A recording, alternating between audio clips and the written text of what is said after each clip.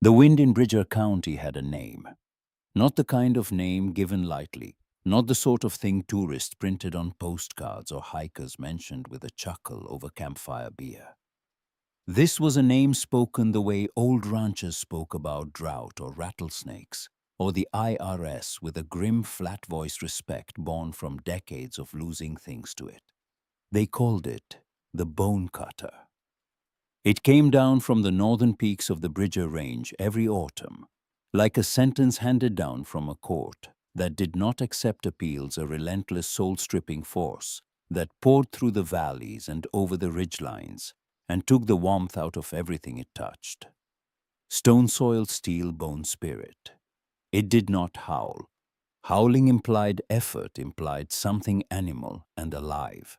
The bone cutter simply was the way gravity was, the way winter was, the way death was. It existed, and everything warm existed a little less because of it. It was this wind that Maren Calloway felt pressing against the thin walls of the El Crossing Baptist Church. On the afternoon, her life was sold at auction piece by piece to the solemn-faced neighbor who had once brought her casseroles and sympathy cards, and now brought folding cash and an appetite for bargains. She stood in the back corner of the fellowship hall, her arms crossed tight against her ribs. Not because she was cold though she was, but because crossing her arms was the only way to keep her hands from shaking. She had stopped crying 3 months ago. The tears had simply run out the way a well runs dry in August. Not dramatically, but quietly one morning. You go to the pump and nothing comes up, and you understand that the earth has given you everything it intends to give. The auctioneer was a man named Bill Hadley, who owned the farm equipment dealership on Route 84 and who performed this service for the county with the practiced detachment of a man who had learned to separate the mathematics of debt from the human wreckage it produced. He held up each item, stated its lot number, gave a brief description, and waited for the bids. Lot 7, a set of 4 pressed-back oak chairs, went for $12 to a woman Maren had once shared a pew with on Easter Sunday. Lot 11, a quilted bedspread that Maren's mother had sent from Idaho the first Christmas after the wedding, went for $3 to a man she had never seen before. The bidders avoided her eyes. They studied the items with the intense focus of people pretending that the objects before them had no history, no warmth, no memory stitched into their fabric. Then Bill Hadley held up Lot 14, a cast-iron skillet, Lodge brand, 10 inches, well-seasoned, black as a church bell. He turned it in his hands, and the overhead fluorescent light caught the dull sheen of years of bacon grease and cornbread batter worked into the surface. Maren's fingernails dug into her own forearms. That skillet was the last thing she had cooked in before Caleb died. Venison stew with potatoes and wild onion a Tuesday night in March. Nothing special, nothing memorable except that it was the last ordinary thing they ever did together. Caleb had scraped the pot for a second helping, grinning with his mouth full, and the words had come out muffled and ridiculous and perfect. He'd said something about her cooking being better than his mother's, and she'd thrown a dish towel at him, and he'd caught it, and they'd laughed, and the wood stove had crackled, and outside the bone cutter had been doing what it always did. But inside that kitchen, there had been a pocket of warmth that no wind could touch. That was the last Tuesday. Wednesday morning, a 300-year-old ponderosa pine came down wrong at the logging site on Copper Creek. The sawyer yelled. Caleb turned the wrong way. 7 tons of timber does not leave room for second chances. A woman in the third row raised her hand. $4. The skillet sold for $4. Maren watched it leave the table in the hands of a stranger and felt the last physical thread connecting her to that Tuesday night kitchen snap clean. She did not flinch. She did not cry. She had moved past the country where tears lived and into a territory beyond it, a dry and featureless plain where the only landmark was the next breath and the one after that, and the determination to keep taking them for reasons she could no longer fully explain. Caleb Calloway had been 31 years old when he died 6 months before this auction. He had been a man of huge enthusiasms and catastrophic financial judgment. a combination that the mountains of Montana seemed to produce with the same regularity as snowmelt and black bears. He had loved Maren with a force that was genuine and clumsy, and total the way a river loves the canyon. It carves not gently but completely. He had also loved the idea of being his own man, of running his own timber operation, of answering to nobody but the trees and the weather. This love had led him to borrow $12,000 from the First Mountain Bank of El Crossing to buy a used Husqvarna industrial chainsaw, a battered log skidder with a cracked hydraulic line, and a stake-bed truck that burned oil like a coal plant. He had signed the loan papers with the cheerful confidence of a man who believed that hard work and good intentions were a substitute for capital reserves and business insurance. He had put up the house as collateral because it was the only thing he owned that the bank would accept, and because he could not imagine a future in which the house would be taken. He did not have to imagine that future. Maren did. The loan, the funeral cost, the medical examiner's fee, the back taxes on the property. The debt stacked up like cordwood against the wall of her life, and when the addition was done, the sum was greater than the value of everything she and Caleb had owned combined. The house went first, then the truck, then the skidder and the chainsaw, then the furniture, the kitchen things, the bedding, the tools, the small accumulated artifacts of 5 years of marriage. Each one carried out the door by strangers who had paid a few dollars for the privilege of owning a fragment of someone else's collapsed life. The auction was the final act, the last scene of a play that nobody had bought a ticket to. And everybody watched anyway, with the guilty fascination of people who knew that misfortune was contagious and wanted to make sure they were standing far enough away. When it was over, when the last lot had been sold, and the last buyer had carried the last box to the last truck in the parking lot, Maren sat alone in the fellowship hall with Bill Hadley and a lawyer named Prescott, who represented the bank. Prescott was a thin man with thin lips and the expression of someone who had learned to deliver bad news the way a mail carrier delivers bills, without malice, without sympathy, as a simple function of his job. He told her that the total proceeds of the liquidation were $9,840. The total debt was $13,000 and change. The difference, $3,200, remained outstanding. The bank was prepared to write it off as a loss, Prescott said, because there was nothing left to collect against. Nothing except the deed. The deed was for a parcel of land, 12 acres on the upper shoulder of the Bridger Range's eastern slope, a place that the people of Elk Crossing had been calling Fool's Bench for longer than anyone could remember. The name was not affectionate. It was diagnostic. Fool's Bench was 12 acres of granite and thin soil and relentless wind at an elevation of 7,000 feet, a place so spectacularly hostile to human habitation that it had become a local unit of measurement for bad ideas. A rancher who made a foolish investment was said to have bought himself a piece of Fool's Bench.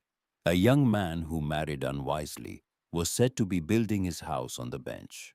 The land had belonged to Willis Calloway, Caleb's uncle, a Korean War veteran and lifelong bachelor who had lived alone in a self-built cabin on that barren shoulder for 30 years.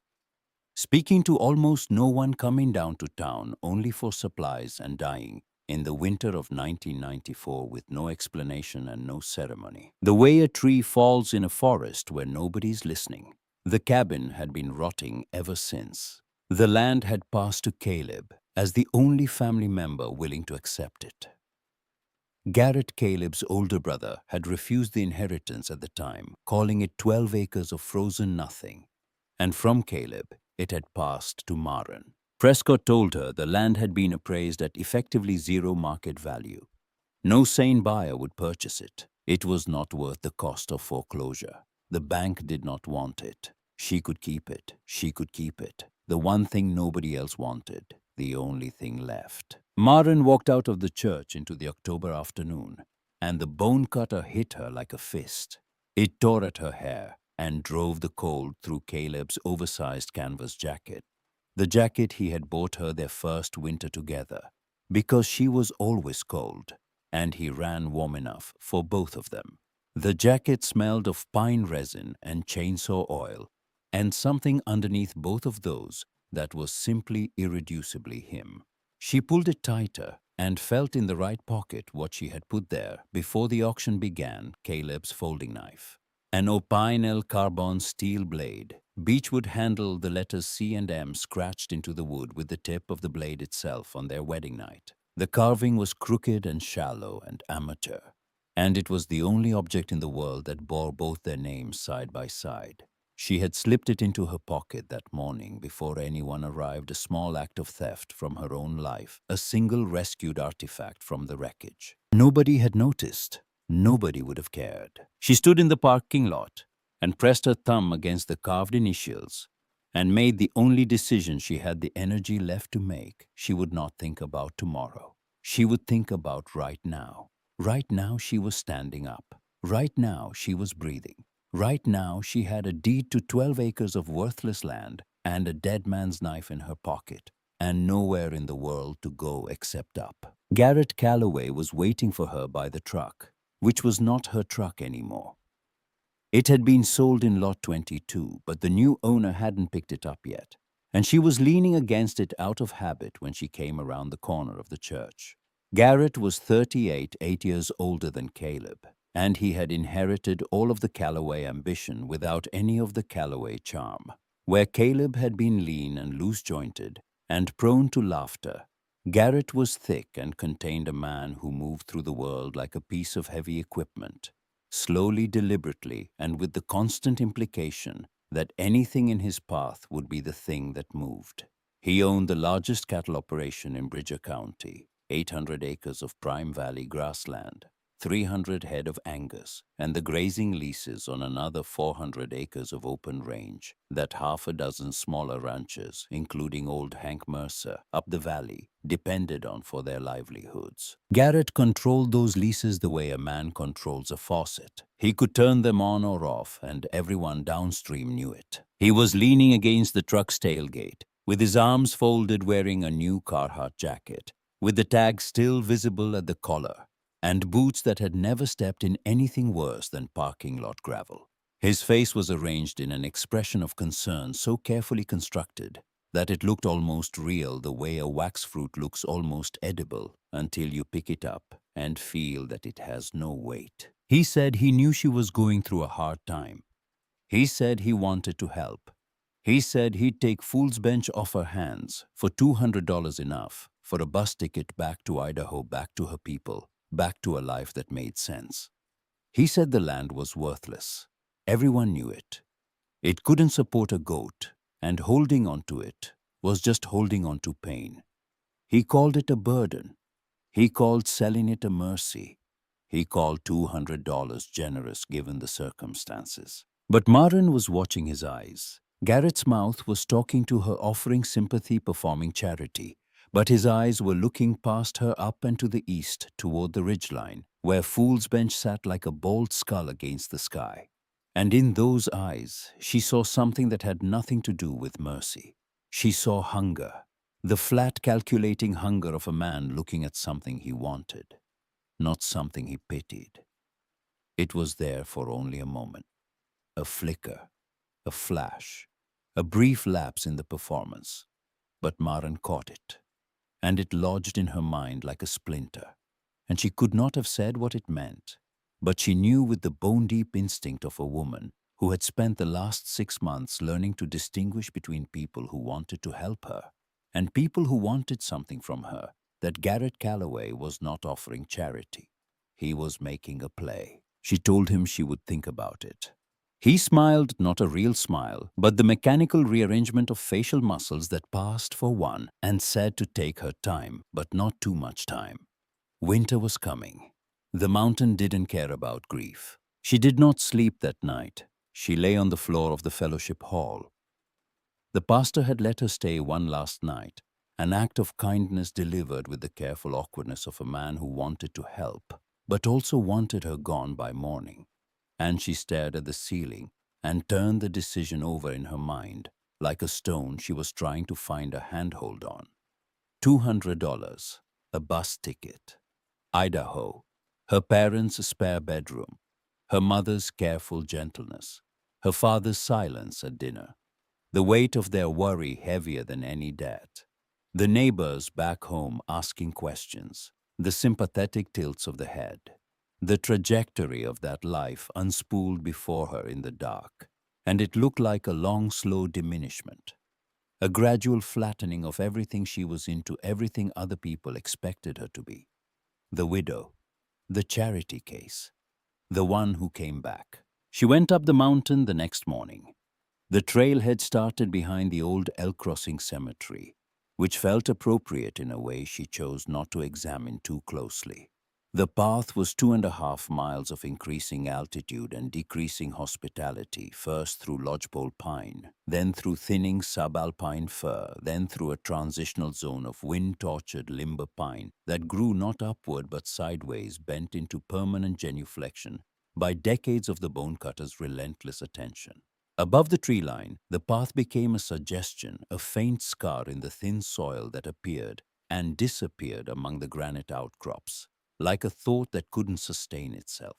The wind hit her full force the moment she cleared the last tree, a physical blow against her chest that made her stagger and gasp. Fool's Bench revealed itself gradually as she climbed, not all at once, not dramatically, but in the slow accretion of details that together composed a portrait of absolute inhospitality. The soil was a thin, grudging layer over solid granite, barely deep enough to support the sparse clumps of alpine grass that clung to it, with the desperate tenacity of passengers gripping the rail of a sinking ship. Rocks broke through the surface everywhere, gray-white knuckles of granite pushing up through the skin of the earth, as if the mountain skeleton was too large for the flesh that covered it.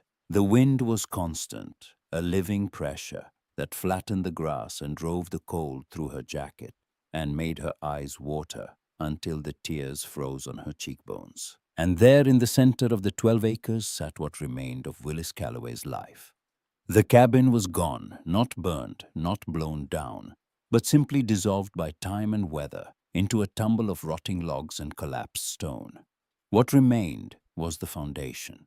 Willis had dug down 3, maybe 4 feet into the slope to anchor his home to the bedrock, and the granite blocks he had laid as a foundation were still there, massive and dark-fitted, together with the grim precision of a man who understood that the mountain would test every joint and exploit every weakness.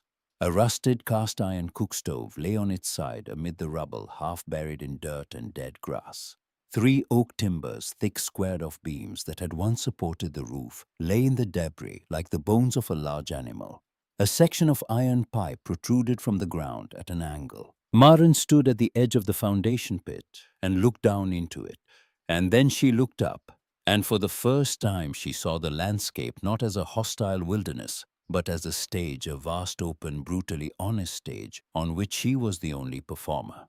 Below her, the valley of Elk Crossing spread out in miniature. She could see the church steeple, the brown rectangle of Dawson's General Store, the grid of small houses and barns, and there, larger than the rest, the white farmhouse and red outbuildings of Garrett Calloway's ranch, smoke rising from the chimney in a lazy, self-satisfied plume. She could see the roads leading south toward Bozeman and north toward the empty rangeland. She could see the lives of the people who had just bought the pieces of her life arrayed below her, like a map of a country she no longer belonged to. Then the wind stopped. Not gradually, not with a trailing diminuendo, but all at once as if someone had closed a door. The silence that followed was so absolute that Maren could hear her own pulse in her ears, could hear the faint tick of cooling metal from the rusted stove, could hear a single pebble roll a quarter-inch down the slope and come to rest against another pebble with a click no louder than a fingernail tapping glass. For perhaps 5 seconds the bonecutter paused, drew breath, and the world went still. And in that stillness Maren heard something she had not heard in 6 months. Nothing. Not the nothing of absence, not the nothing of loss, but the nothing of peace. No whispered condolences, no pitying glances, no carefully modulated voices telling her what she should do, where she should go, how she should feel. Just the mountain and the sky and the stone and the silence and her standing in it, alive with no audience and no expectations and no script.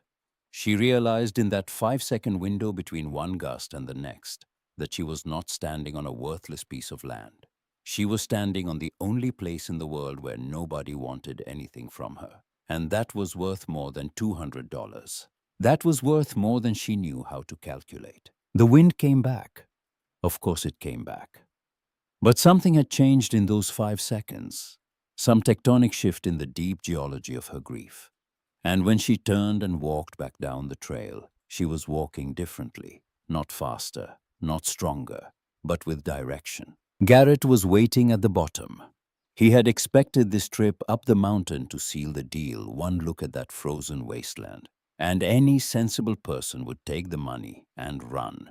His face was already arranged in the expression he would use to receive her acceptance. Magnanimous, slightly sad, the generous brother-in-law stepping in to clean up his dead sibling's mess. Martin stopped 6 feet in front of him, close enough to see the calculation in his eyes, far enough that he could not reach her. "I'm keeping the land."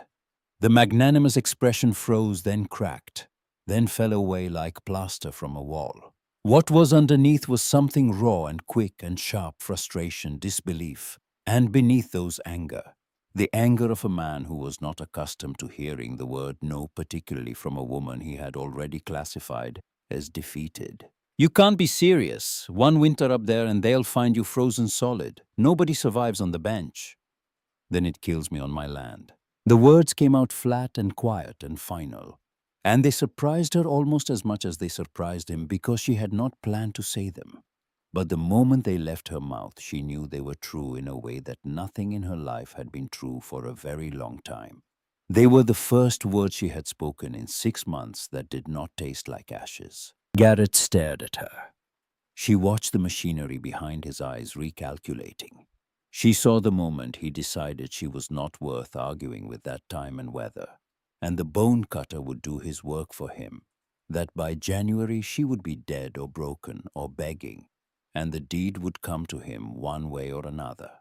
He turned and walked to his truck without another word. The door slammed. The engine turned over. He drove away, and Maren stood alone in the cold and felt for the first time since Caleb died the faint, dangerous heat of something that might have been defiance, or might have been insanity, and might have been both, because on this mountain, the line between the two was as thin as the soil over the granite. She sold her wedding ring the next morning. She drove 40 minutes to a pawn shop in Three Forks, a town where nobody knew her face or her story.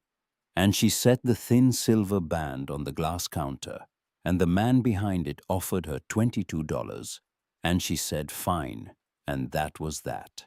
5 years of marriage weighed by a stranger and converted to currency in under a minute.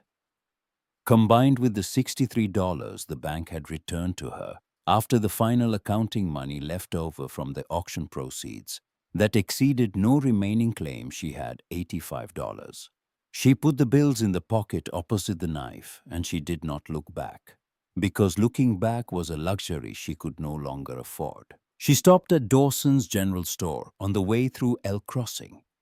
Ruth Dawson stood behind the counter, a lean, weathered woman of 55 with short gray hair and the direct, unblinking gaze of someone who had seen enough of life's nonsense to stop being surprised by any of it. Ruth's husband had died of lung cancer 8 years ago, leaving her the store, a mortgage, and 2 grown sons who had moved to Billings and called on Sundays. She had kept the store running alone through sheer stubbornness and the grudging loyalty of a community that needed a place to buy baling twine at 7 in the morning. Maren set her purchases on the counter one by one. A used army surplus canvas tent, $18. A pick mattock, a spade shovel, and a 3-pound hand sledge, $22. 40 pounds of dry pinto beans, 20 pounds of flour, 5 pounds of salt. 2 boxes of kitchen matches, $19. A 50-foot coil of manila rope, $6. 2 5-gallon plastic buckets, $4. Total $69. She had $16 left in the world. Ruth rang up each item without comment. But when she was done, she paused. She looked at the collection of goods on the counter, the tent, the digging tools, the dried food, the rope, and then she looked at Maren. And in that look, there was no pity, no judgment. There was recognition. The recognition of one woman who had survived the unsurvivable looking at another woman who was about to try. Ruth reached under the counter and produced a folded blue plastic tarp. Then she went to the back of the store and returned with a small tin of loose-leaf tea and a half-empty box of tallow candles. She added these to the pile. She punched the same total into the register. Maren opened her mouth to protest, but Ruth cut her off with a single small shake of the head. Go on now. 3 syllables. No warmth in the voice, no tenderness, just the plain flat instruction of a woman who understood that kindness to be useful must be stripped of everything decorative and reduced to its functional essence. She carried everything up the trail in 3 trips. It took the rest of the day. By the last trip, the sun was dropping behind the western peaks, and the temperature was dropping with it. And the bone cutter was picking up force, and her legs were shaking with a fatigue that went deeper than muscle that reached into the marrow and the will and pulled at both. She pitched the tent in the foundation pit of Willis Calloway's ruined cabin, in the deepest part of the depression, where the stone walls provided a partial windbreak.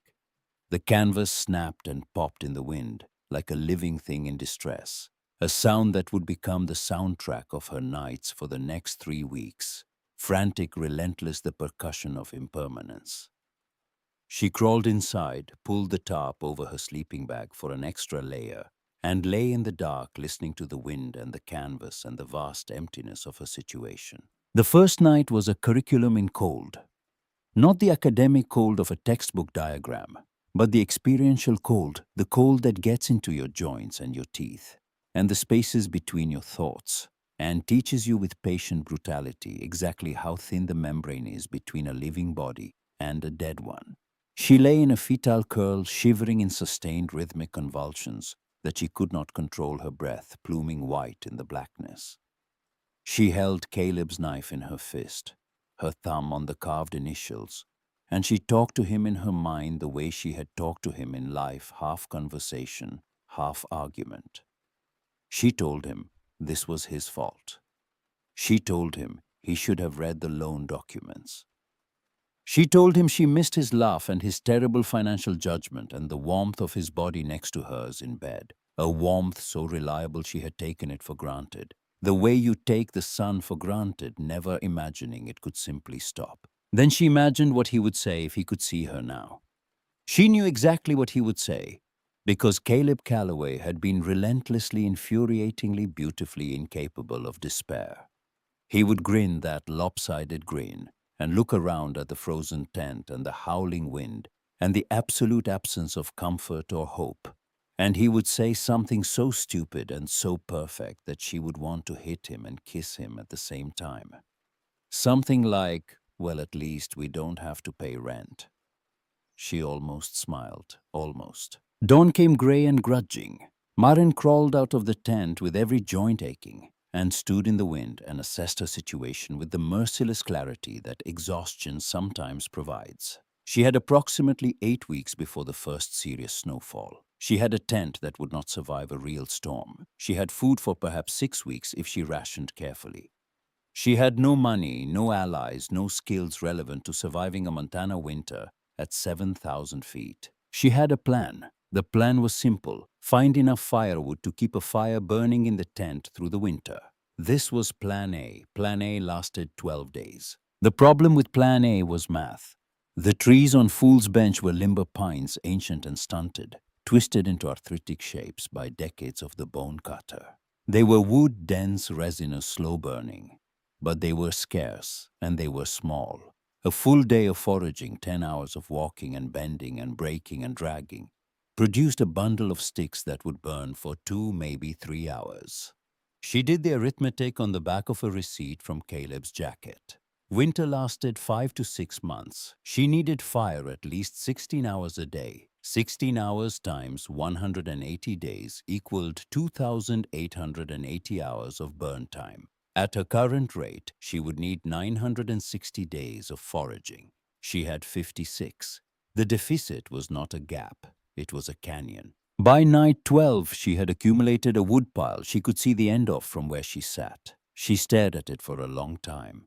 then stared at the sky scattered with more stars than she had ever seen. A lavish, indifferent display of light that made her own darkness feel personal. She was going to die up here or go back down and become the thing she feared, more than the cold, a woman defined by what had happened to her instead of what she had done. She took out the notebook. It was small, 5 by 7 inches, bound in brown leather, darkened with age. The pages were filled with handwriting so small and dense, it looked like the text of a medieval manuscript reduced to miniature.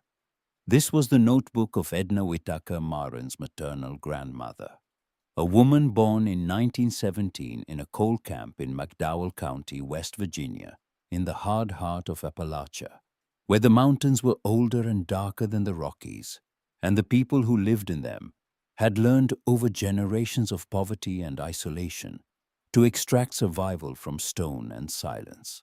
Edna had died when Maren was 16, leaving behind this notebook, and a lifetime of knowledge that Maren had been too young and too comfortable to appreciate. She opened it to a random page and held it close to the candle flame. The page was dated August 1971. Edna's handwriting was small and firm. The root cellar at the home place keeps potatoes all winter without freezing. Mama says the ground remembers summer the way old women remember dancing slow but deep. 3 feet down, the temperature holds steady at 50-52 degrees from October to April. The surface freezes. But below that, the earth keeps its heat, holds it in the rock, and the clay like a secret it is not ready to tell. Maren read the passage twice. Then she read it again. She closed the notebook and pressed it against her chest and felt something shift inside her. Not a thought, not a plan, not yet, but the precursor to a thought. The tectonic movement that precedes the earthquake. She was on her hands and knees at the foundation of Willis Calloway's cabin before the sun cleared the ridge. She was not looking for firewood. She was looking for something she did not yet have a name for. She worked through the rubble, pulling at the dark stones, clearing debris from the low point of the pit.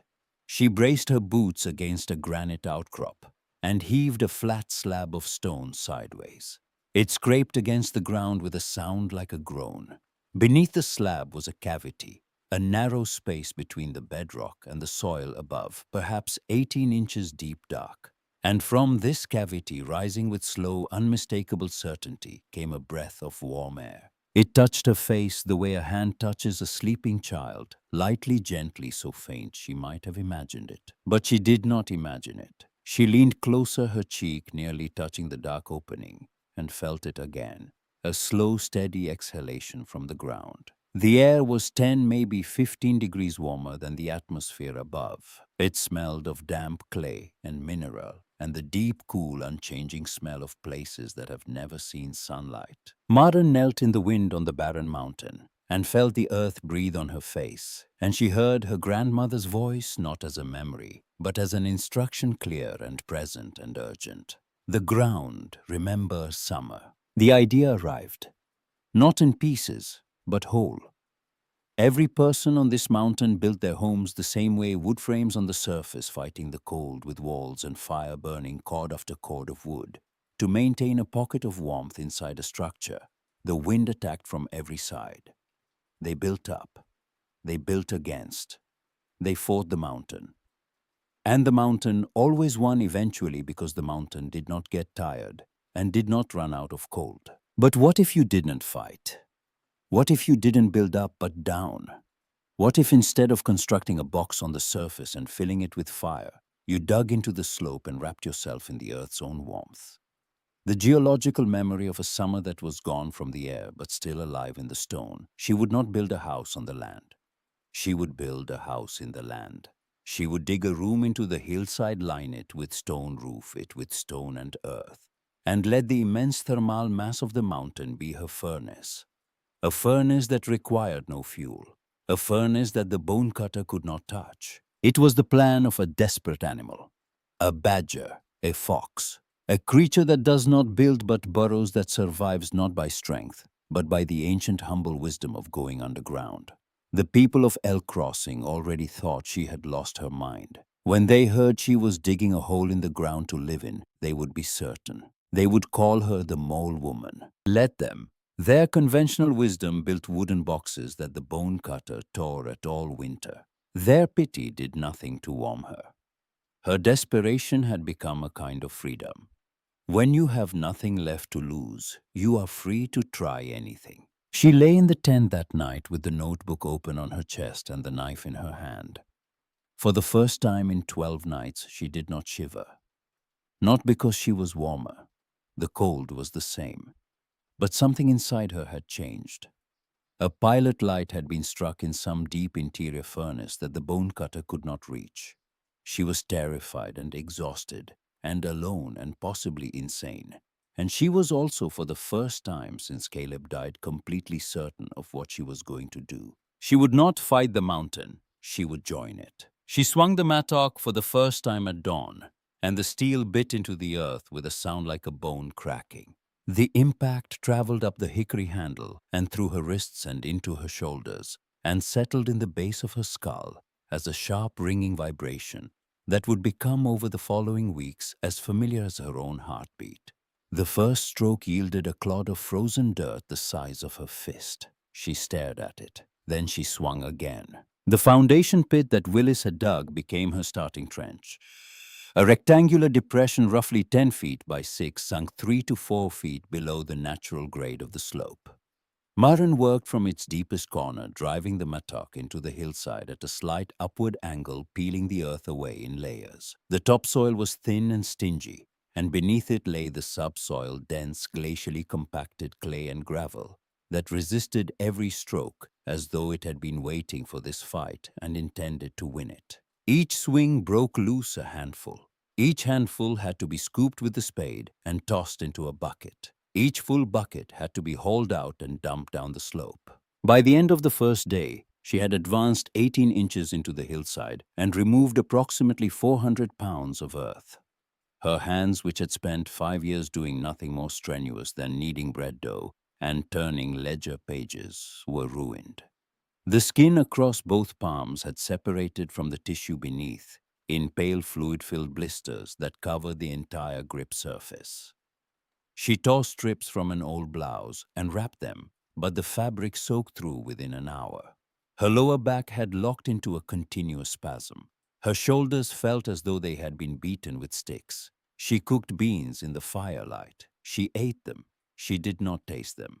She crawled into the tent and fell into a sleep so total it was less like sleeping and more like being switched off. Day 2 was worse because Day 2 had all the pain of Day 1 plus the accumulated damage, and because on Day 2 the blisters broke.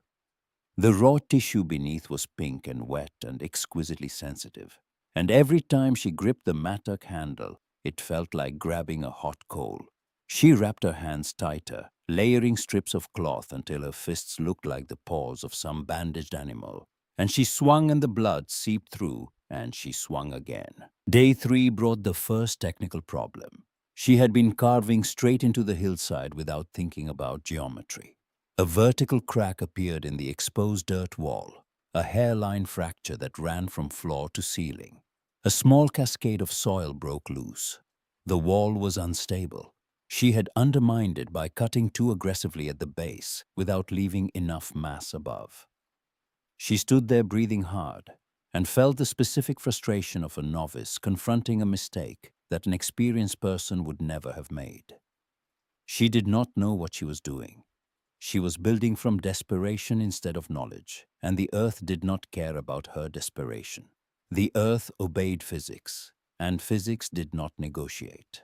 She backfilled the undercut section packing soil against the cracked wall. She lost 3 days of progress. She started again, this time cutting in.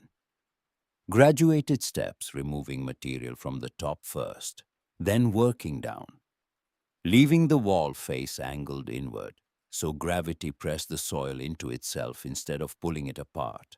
It was slower. Everything about this was going to be slower than she wanted, and harder than she imagined, and more painful than she thought she could bear. Hank Mercer appeared on the morning of Day 9. She heard the mule before she saw the man, the rhythmic clop of hooves on granite, so unexpected on Fool's Bench, that she stopped working and stood with the mattock in her hands like a weapon. Behind the animal walked a man who looked as though the mountain had carved him from its own material and left him out in the weather for 60 years to cure.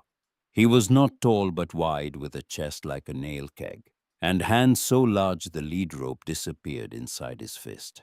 His face was a topographic map of wind and sun damage, deep creases radiating from his eyes, skin the color and texture of old harness leather. He wore a canvas coat with the collar turned up and a battered felt hat pulled low, and he moved with the deliberate energy-conserving gait of a man who had learned long ago that the mountains punished haste. He stopped at the edge of the pit and looked down at Maren the way a doctor looks at an X-ray he already knows is bad.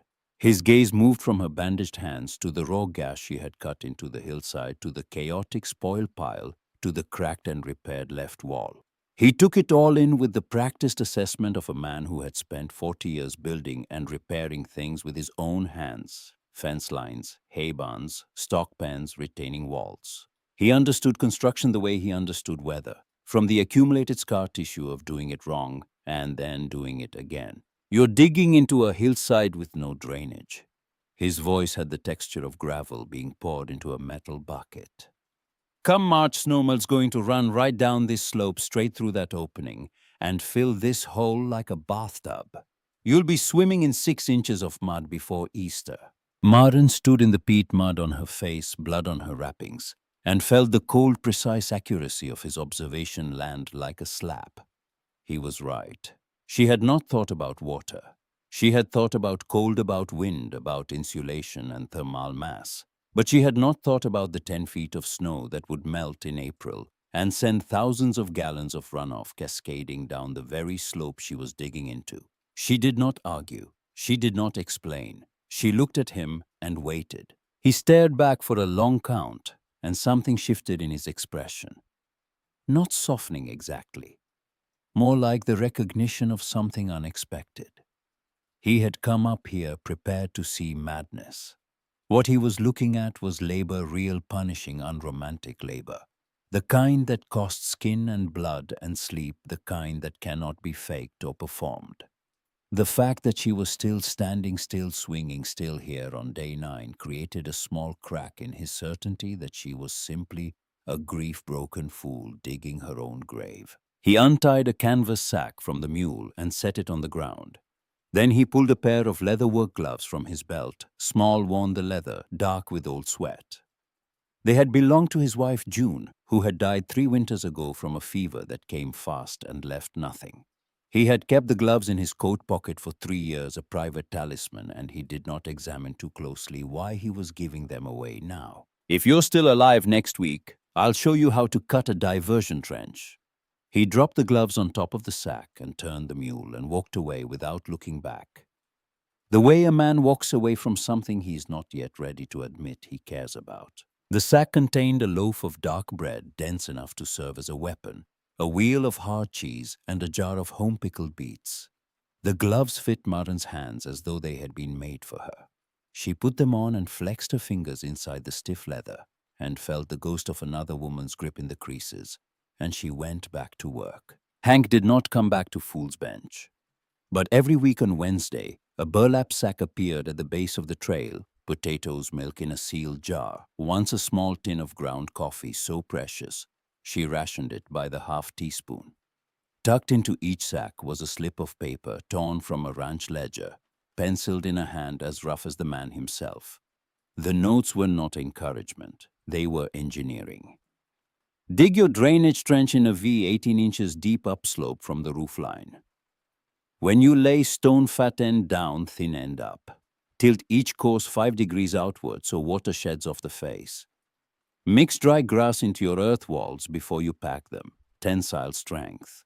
Each note was a small, unsigned gift of knowledge from a man who did not believe her project would succeed, but could not bring himself to watch it fail for a preventable reason. The weeks compressed into a single continuous present tense of labor. By the end of week 2, she had finished excavating the main chamber, 8 feet wide, 12 feet deep, 6 feet high at the center, carved straight back into the slope.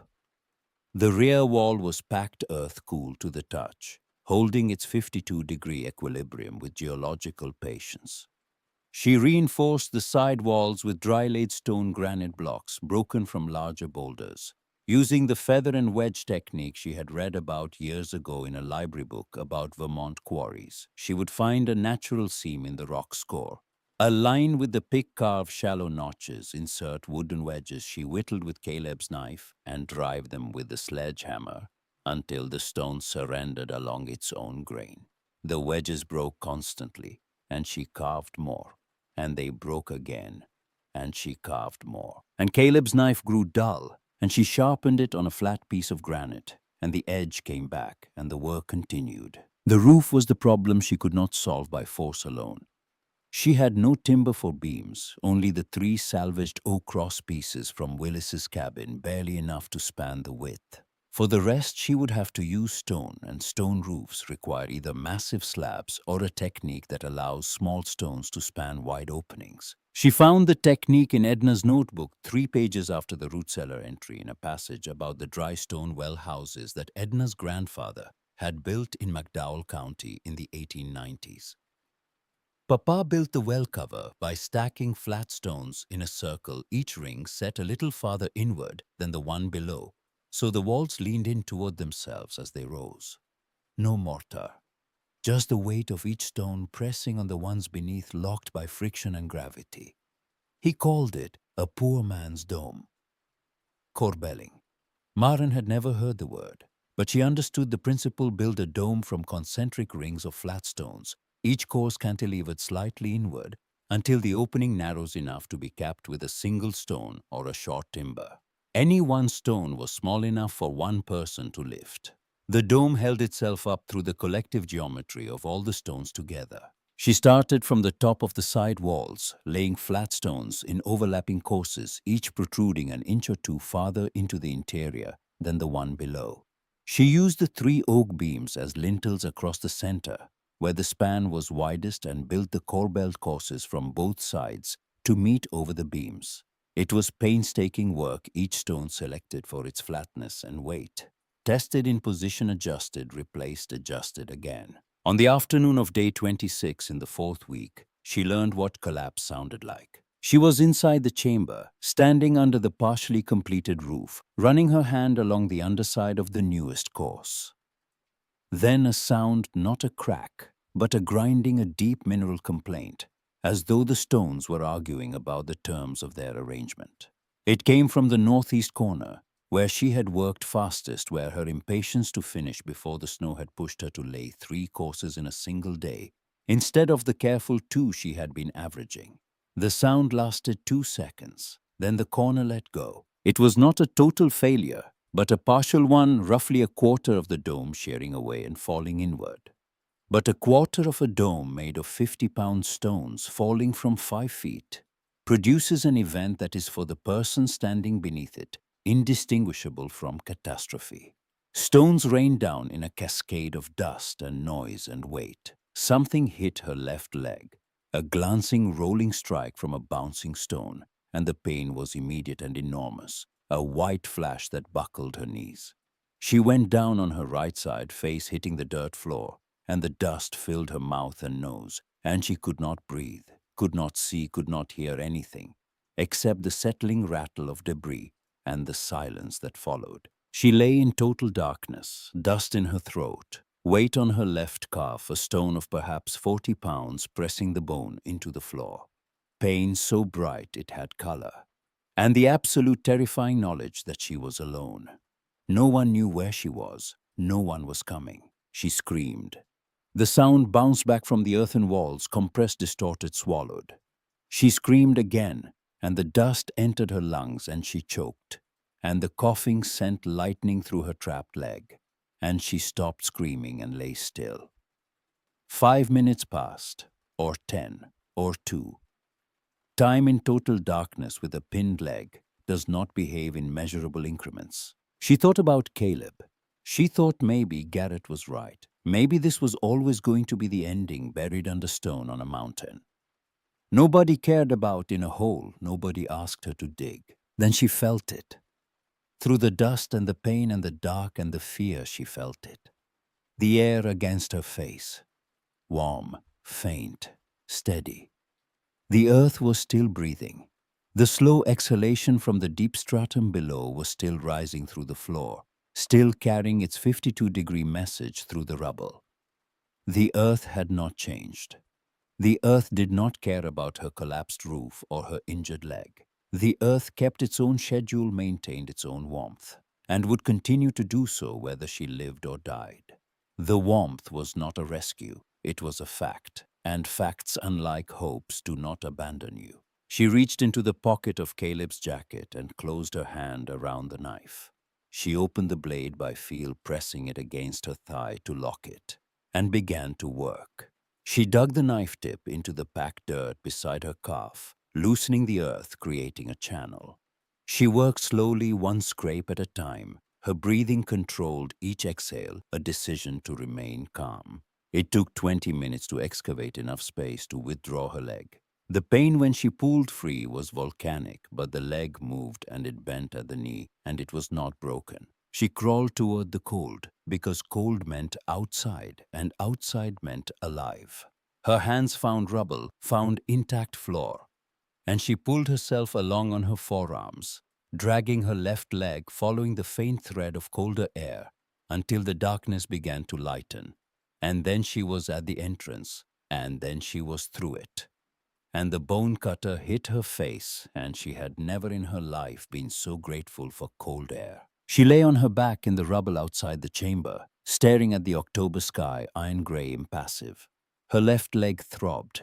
Her hands were shaking. Her mouth tasted of dust and blood. She was alive, and the fact of being alive felt less like a victory than like a reprieve. The damage took 10 days to repair. The leg swelled and turned the color of a thundercloud, and for 2 weeks she limped badly enough that every step was a negotiation. She demolished the collapsed section entirely, pulling the stones down one by one, and built it again. This time she laid 2 courses per day maximum. After each course, she placed test stones on top, heavy ones, 70 or 80 pounds, and left them overnight. She built the way a person writes after losing a manuscript, slower, more carefully, with the bone-deep understanding that carelessness has a cost measured in something more permanent than time. It was during the 5th week that Hank's supplies stopped coming. Wednesday came, and Maren limped to the base of the trail and found nothing. No sack, no potatoes, no penciled note. The following Wednesday, the same. A coldness settled into her chest that had nothing to do with temperature. Without the potatoes and milk, she was down to beans and flour and the diminishing reserves of her own body. She could feel the deficit in the tremor of her hands, in the way her vision swam when she stood up too fast. She found out why the following week when she limped into Elk Crossing to spend 3 of her last dollars on salt. She was standing in the back aisle of Dawson's, hidden behind a shelf of canned goods, when 2 ranchers came in and stood at the counter, talking with the comfortable volume of men who did not know they had an audience. Garrett had gotten to Hank, told the old man straight, keep feeding the crazy woman on the bench, and the grazing lease doesn't get renewed come spring. 200 acres of grass, 60 head of cattle. Hank's entire operation ran on that lease, and Garrett held the paper. Maren stood behind the shelf and gripped the bag of salt until the paper crinkled. She understood now. She was not only fighting the mountain and the winter and the limitations of her own body. She was fighting Garrett Calloway, who had the patience and resources to wait for her to fail and the willingness to cut the lines of anyone who tried to help her. The bone cutter was an honest adversary. It attacked from the front. Garrett attacked from behind through leverage and intimidation and the quiet exercise of economic power over people who could not afford to resist. Ruth Dawson was behind the register when Maren brought the salt to the counter. Ruth took the money, placed the coins in the drawer, and then, without changing expression, added a can of pinto beans and a packet of baking powder that had not been on the counter a moment before. Her voice dropped a register. Garrett was in here last week, wanted to know what you buy and when. I told him I couldn't recall. A pause. The slightest contraction around Ruth's eyes. My memory's terrible these days. In the 6th week, digging the rear wall deeper, Maren's mattock struck something that was not dirt and was not the gray granite she had grown accustomed to. The sound was different, sharper, more resonant. She cleared away the soil with her hands and found stone of a different character entirely. It was pink, a soft, warm, salmon-tinted pink veined with threads of white quartz. The grain was fine, almost silky. She had never seen stone like this on the mountain. She chipped away a piece the size of her palm and held it to the candlelight, and it caught the flame and held it glowing faintly from within. She put 3 pieces in her pocket and thought nothing more of it until the day she walked into the Elk Crossing Public Library. On the wall behind the reference desk was a collection of framed black and white photographs documenting the history of Bridger County. One photograph stopped her, dated 1923, a granite quarry, a vast stepped pit carved into a mountainside. Men in work clothes standing beside a block of stone, their hands resting on its surface with proprietary pride. The stone was pink. The caption read, "Cruise at the Montana Rose Granite Quarry, South Bridger Range, 1923. Montana Rose Granite was prized for federal and civic buildings throughout the western states." She pulled the pink stone from her pocket and held it beside the framed image. The match was immediate and unmistakable. She searched the newspaper archive and found a 1987 article mentioning substantial deposits of high-grade architectural granite in the upper elevations east of Elk Crossing.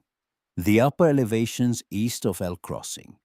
Fool's Bench. Garrett did not want 12 acres of barren soil. Garrett wanted what was underneath a vein of Montana rose granite that might run the length of her property, worth not $200 but hundreds of thousands. Willis Calloway had known. Willis the recluse, the hermit Willis had known what was under his feet, and he had kept it, and he had died keeping it, and he had left the land not to Garrett, who would have strip-mined it before the funeral flowers wilted, but to Caleb the dreamer, the one member of the family who would have valued the mountain more than the money. She put the stone back in her pocket. She did not smile.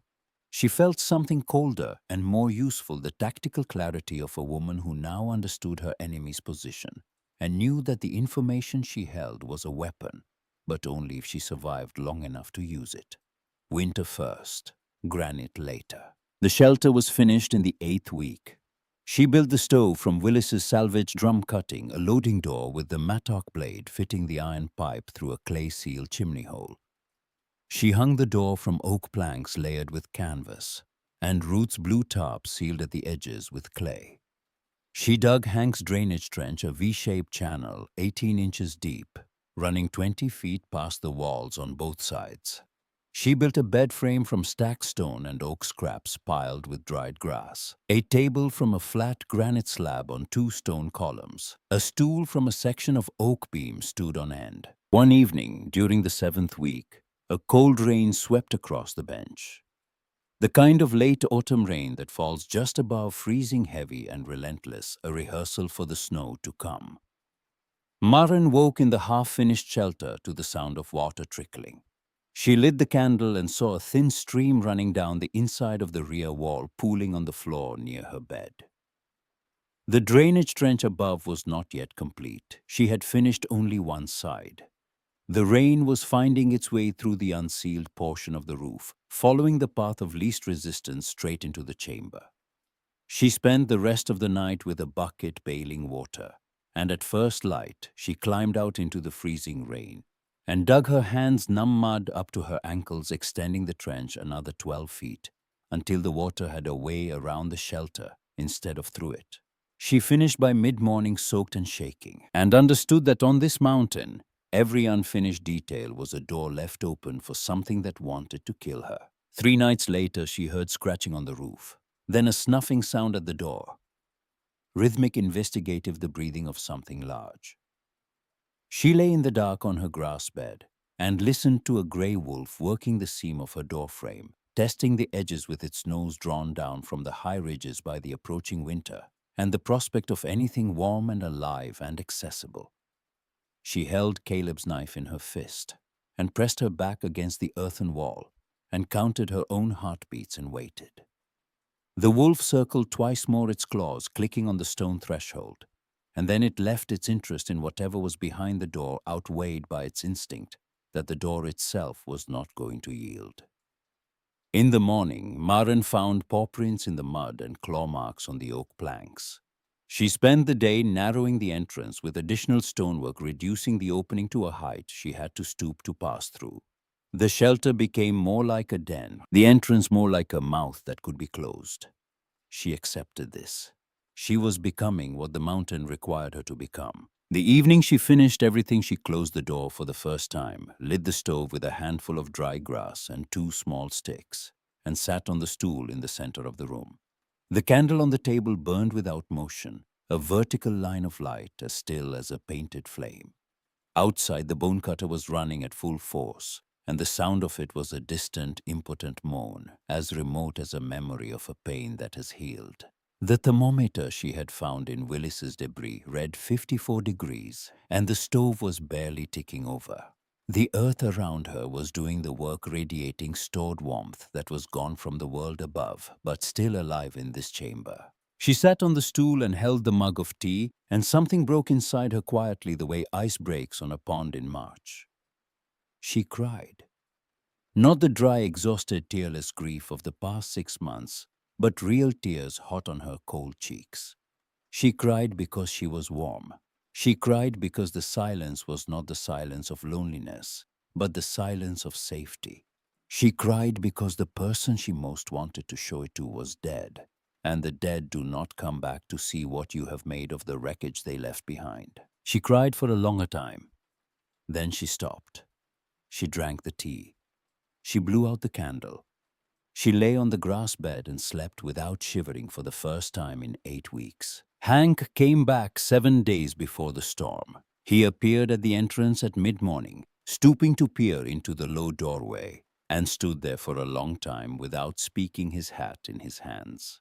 She watched him take it in, the dome, the fitted walls, the stove, the steady candle. She saw his expression change, saw the careful architecture of his skepticism crack into something closer to bewilderment. "I misjudged you." The words came out rough, as if they had been stored in a dry place for too long. He did not enter immediately. He stood at the threshold, a man incapable of crossing a doorway without first being honest about why he had stayed away. Garrett's threat, the grazing lease, 60 head of cattle, 20 years of dependence on land he did not own. He had been afraid, and his fear had a practical financial shape. But then word reached him that the roof had collapsed, and for 2 weeks he had lain awake imagining Maren dead under a pile of stone, alone, unchecked, the way his wife June had died silently in the dark while he lay beside her unaware. He had driven to the base of the trail 3 times and turned around. The 4th time he walked up. Maren poured him tea. They sat across the stone table in candlelight. 2 people who had each buried a spouse and carried the specific, incommunicable weight of sleeping alone in a bed that used to hold 2. The silence between them was not awkward. It was the silence of people who have nothing to prove and no energy left for performance. He said the winter was going to be bad. His left knee was aching in a way it hadn't since the winter of 1989. The one that froze the Missouri and killed cattle from Bozeman to Great Falls. He said it the way a farmer says things about weather, not as prediction, but as testimony, as evidence delivered under oath by a body that had spent 63 years being cross-examined by the climate. That night, Maren sat alone with the notebook open on the table. Outside, the bone cutter had fallen silent. Not a gust, not a whisper. The absence of wind on Fool's Bench was an event as rare and as ominous as a stopped clock. The sky had turned the color of old lead, not gray, but silver gray with a strange, greasy luminescence.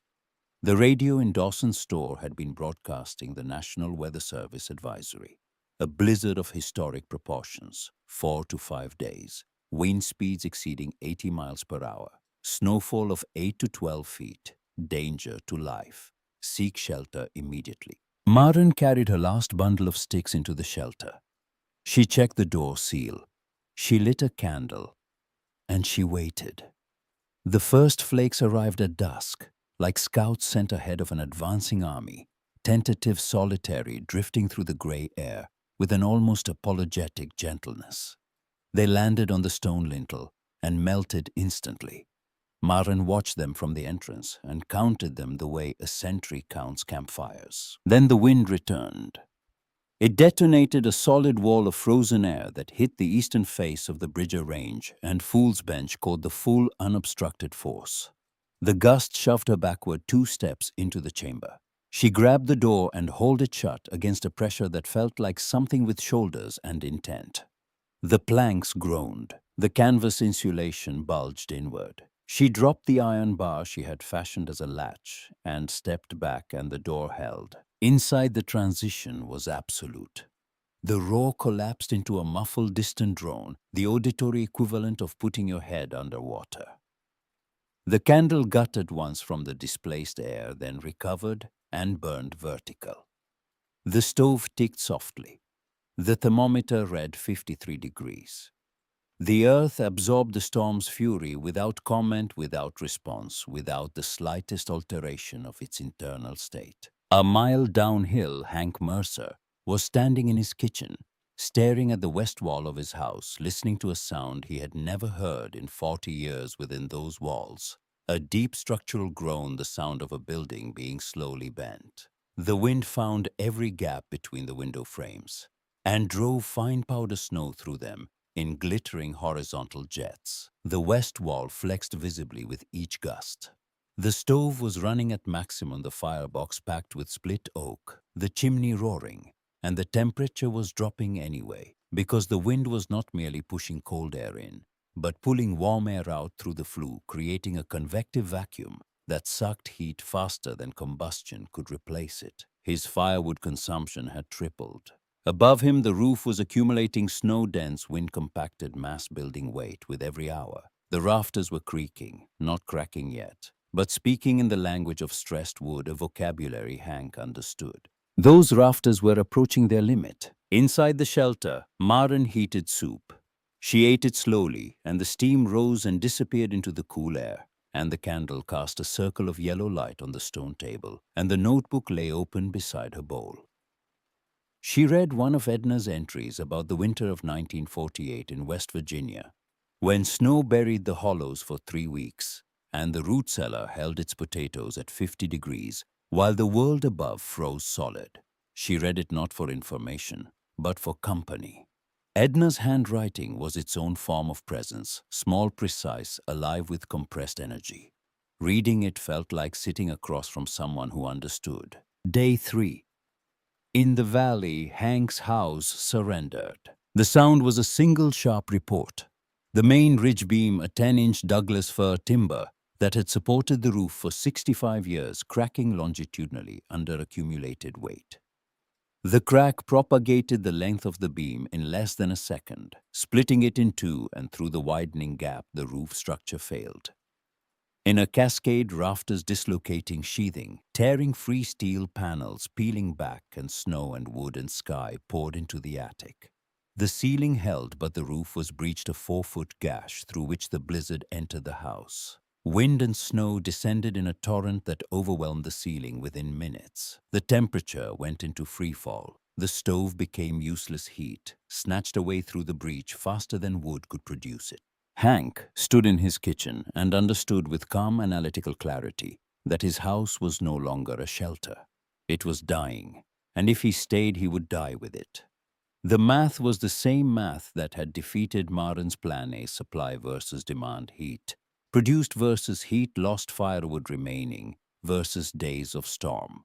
The numbers said he had 2 days before the last log burned, and the temperature equalized with the outside, which was 22 below zero. He sat at his kitchen table and thought about the shelter on the hill. He had stood at its entrance a week ago. He had felt the warm air, the stillness, the 53 degrees maintained by nothing more than earth and stone and the planet's own metabolism. He had doubted it. He had doubted her. He had spent 2 months calling her project a grave, echoing Garrett's language, because Garrett's language was easier than admitting that a 29-year-old widow with no experience might have understood something about survival, that he, with his 40 years and his 3-generation house, had missed entirely. He put on every piece of clothing he owned. He wrapped a wool scarf around his face. He took his walking stick and opened the kitchen door and stepped into the storm. The world erased itself. There was no sky, no ground, no horizon. Only white, a depthless three-dimensional white that moved and roared. A white that hit his body from the left like a continuous tackle and drove snow into every gap and reduced the universe to a sphere approximately 3 feet in diameter. He walked the way a blind man walks a familiar room by memory, by count, by feel. 200 paces east to the fence line, 300 paces uphill to the split rock. Except the split rock was buried. 4 feet of snow had swallowed it whole. He stood in the whiteout and felt genuine panic. The animal panic of a creature that has lost its bearings and understands it is about to die. He fell. The first time was a stumble. He got up. He fell 4 minutes later, face forward, hands plunging to the elbows. He got up. He fell a third time and lay in the snow and stared at the white sky 6 inches from his face and thought about not getting up. The snow against his cheek was warm. Not truly warm, the melting point. But after -20, it felt warm the way a 30-degree house feels warm when you have been standing in a 20-degree one. He knew what this warmth meant. He knew it meant the end was starting. He thought about June. She had died in their bed on a February night. Her breathing slowing until it was silence, and he had been lying beside her the entire time and had not known. She had crossed the border alone without his hand in hers because he had been sleeping. He would not die sleeping. He would not die face down in the snow like a drunk who had wandered off a road. He pushed himself to his knees. He pushed himself to his feet. He leaned on the ash stick and felt for the slope uphill, always uphill, and he walked. The ground changed. The soft give of soil replaced by hard, unyielding granite beneath thin snow. He was above the tree line. He was on the bench. His boot hit stone, a low wall partially clear where the wind had eddied. He followed it with his hands crawling now and found the edge of a wooden surface. The door. He struck it with his fist. The sound was pathetic, a dull thump absorbed by wood and wind. He tried to shout and produced a croak that traveled 18 inches before the bone cutter shredded it. No response. No light. No sound from within. She was dead. He had come a mile through a killing storm to die beside a dead woman in a hole in the ground. He hit the door again, weaker. Then a sound from inside, a scrape, metal on metal, the iron latch lifting. The door opened inward slowly, cautiously, a gap of 6 inches, then 12. And through that gap came air, warm air. Air that smelled of wood smoke and baking bread and tallow candle wax and the deep mineral earthiness of a living space carved from the body of the mountain. The warmth hit his face the way sunlight hits a frozen window, not gradually but all at once, a warmth with substance and texture, a warmth you could lean into. Maren stood behind the door, a candle in her left hand. She looked at the ice-caked shape crouched against her doorframe, barely human in silhouette. A figure reduced by the storm to its most primitive elements, a body seeking warmth. She opened the door fully. She stepped back. She did not speak because speech was unnecessary. The gesture was enough. Hank fell through the doorway. His knees hit the packed earth floor, and he pitched forward onto his hands, and behind him, Maren pushed the door shut, and the storm vanished. Not diminished, vanished. The roar, the assault, the bone-deep vibration, all of it stopped at the threshold, as though it had run into a wall. Maren wrapped her only blanket around his shoulders. She pressed a mug of hot tea into his hands, and when his hands could not hold it, she held it for him, tilting it to his lips while his body convulsed with the deep, uncontrollable shivering that follows severe cold exposure. He looked around the chamber. Stone walls, corbelled roof, candle flame burning straight as a plumb line. A pot on the stove. Thermometer on the wall, 54 degrees. Outside, 22 below zero. The mathematics of those two numbers, the chasm between them bridged by nothing more than 3 feet of earth, and fitted stone obliterated every assumption he had carried up the mountain with him. How? The word came out fractured. How is this possible? Maren was sitting on the stool across from him, her hands around her own cup. She looked at the earthen walls, at the stone roof, at the small, warm, impossible room she had carved from the mountain's indifference with a mattock and a spade and a dead man's knife. I listened. 2 words. They contained everything. The storm ran for 2 more days. On the 6th morning, Maren unlatched the door and pushed it open against 4 feet of drifted snow. Sunlight poured in, thin, sharp winter sunlight with no warmth in it, but the visual brightness of a world remade. Outside, Fool's Bench was buried. The landscape was gone, replaced by featureless white. The bone cutter had returned to its normal level, almost gentle, after what had come before. The sky was blue. The air burned her nostrils, but the sun was in it, and the sun was a promise. In the valley, the damage was catastrophic. 4 roofs collapsed. A hay barn on the Miller property had been picked up by the wind and deposited 300 yards away. Fences were down across every property line. Cattle had frozen standing in fields where the snow drifted over their backs. Ed and Margaret Poole were found on the afternoon of the 7th day. They were sitting in their armchairs beside the cold stove, their hands intertwined on the armrest between them. Their faces composed, their eyes closed. The firewood box was empty. The last log had burned to a cone of grey ash. They had frozen together in the same positions they had occupied every evening for 53 years of marriage, and the neighbor who found them said they looked peaceful, as though they had simply decided to stay. The news of their death moved through Elk Crossing, like a slow wave carrying the specific gravity of communal grief. The weight of knowing that 2 people had died, not because the storm was unprecedented, but because the way they lived, the way everyone lived, had failed them. At the moment it mattered most. And then the news about Hank arrived. He told the story to everyone at the store, the feed supply, the church, the diner, on Route 84. He told it with the fervor of a man who had experienced something that reorganized his understanding of the physical world.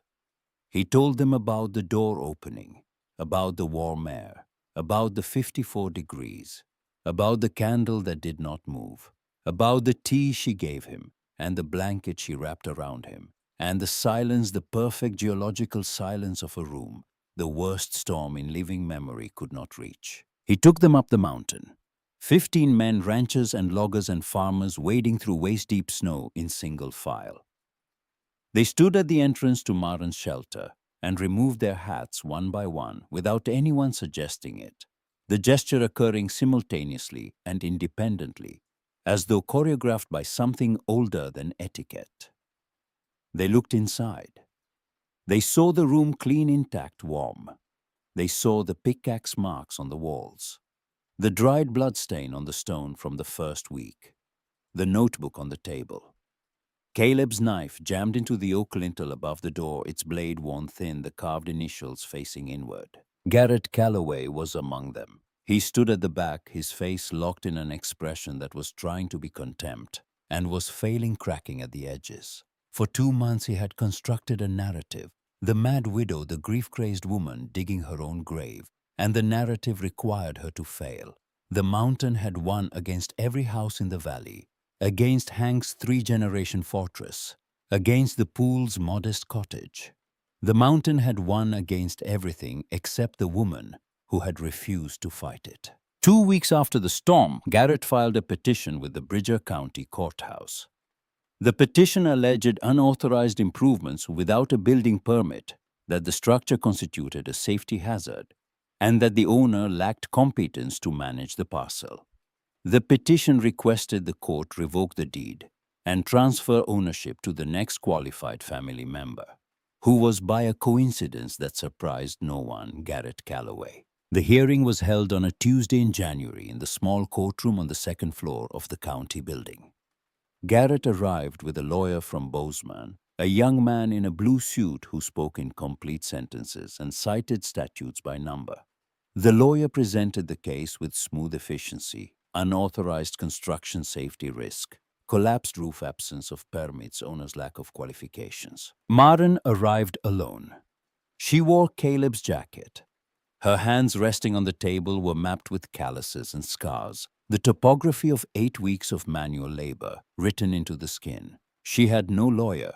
She had no documents except the deed which she unfolded on the table, its creases worn soft. The judge asked if she wished to respond. She stood. I live on my land. The deed has my name on it. I built my shelter with my own hands with a pickaxe and a shovel and a 3-pound hammer.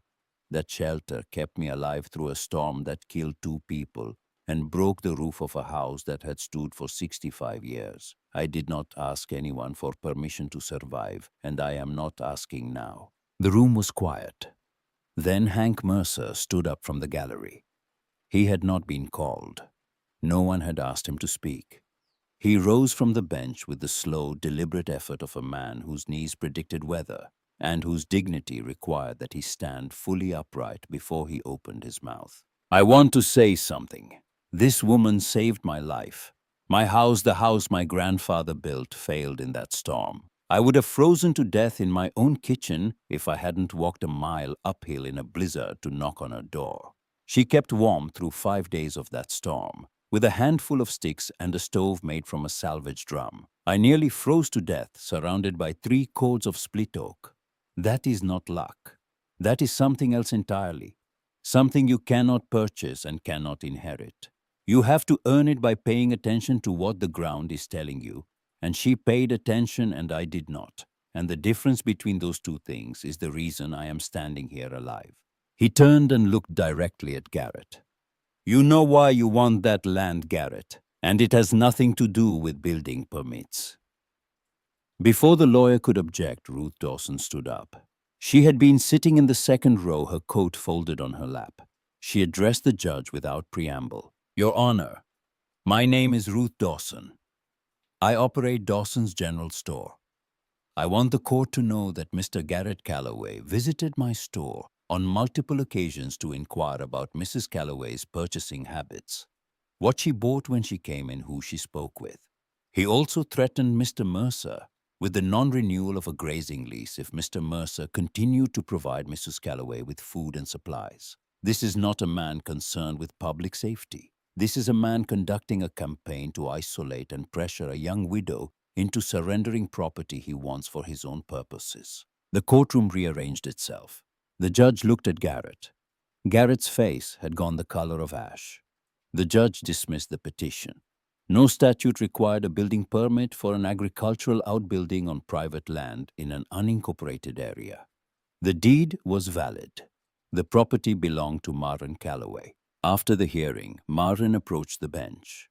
She placed 3 pieces of pink stone on the polished wood Montana rose granite, fine-grained, luminous. She asked if the deed included mineral rights. The judge examined the document. The original deed filed by Willis Calloway in 1964 specified all surface and mineral rights in perpetuity. Maren nodded. She picked up the stones and walked out past Garrett, who was standing in the hallway, and she did not look at him, and she did not speak to him.